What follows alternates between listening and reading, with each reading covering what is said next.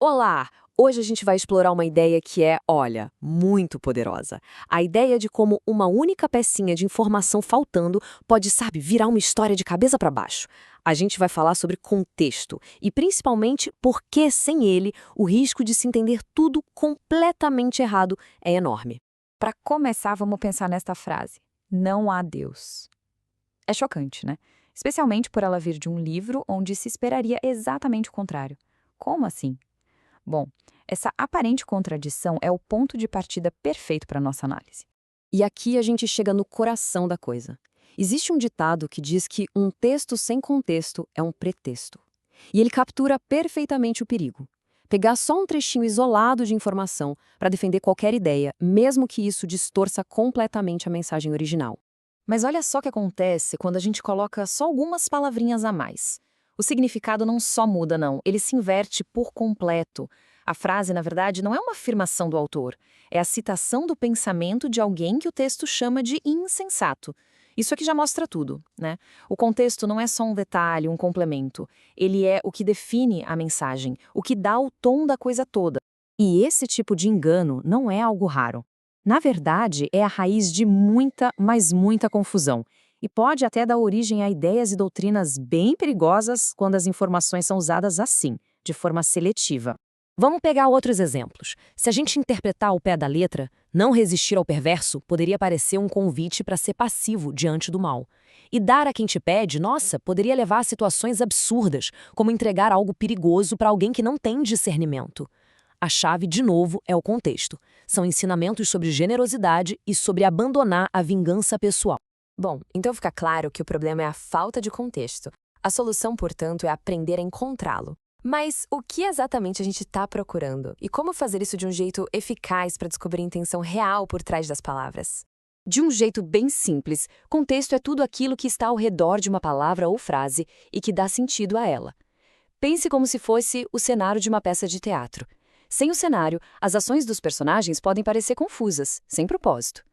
É o contexto que conecta as ideias. O verdadeiro perigo de ignorar o contexto é que a nossa mente preenche as lacunas automaticamente.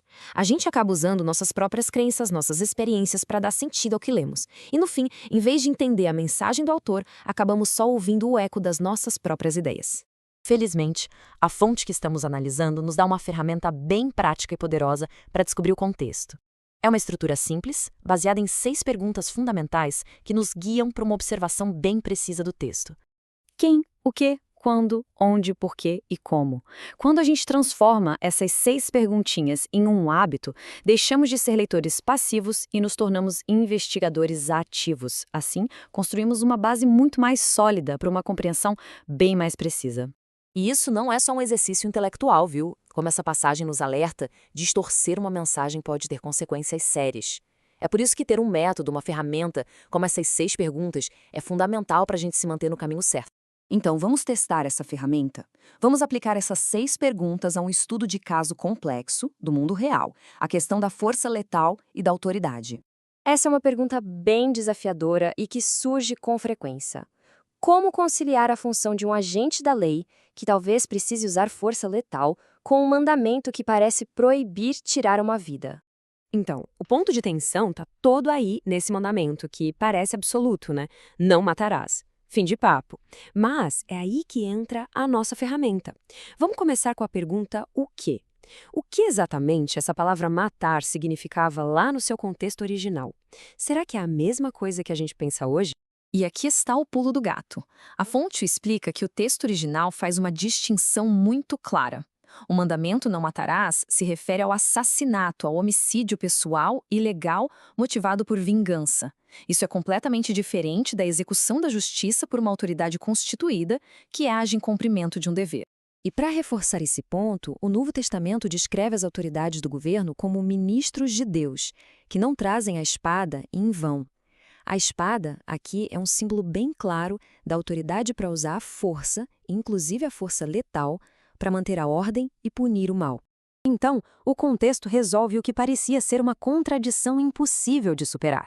A análise mostra que o mandamento se refere ao assassinato ilegal e não à ação legítima de uma autoridade para proteger a sociedade.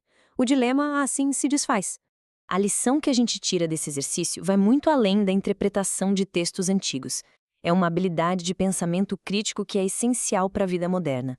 E isso vale para tudo, para uma manchete de jornal, um gráfico de estatísticas, um trecho de um discurso. A habilidade de perguntar, espera aí, qual é o contexto aqui, é a nossa principal defesa contra a desinformação. É o que nos permite separar um entendimento genuíno da manipulação.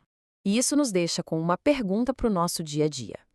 No mundo de manchetes super rápidas e vídeos curtos, onde mais a falta de contexto está distorcendo a nossa percepção da realidade? Estar atento a isso é o primeiro passo para nos tornarmos mais difíceis de enganar.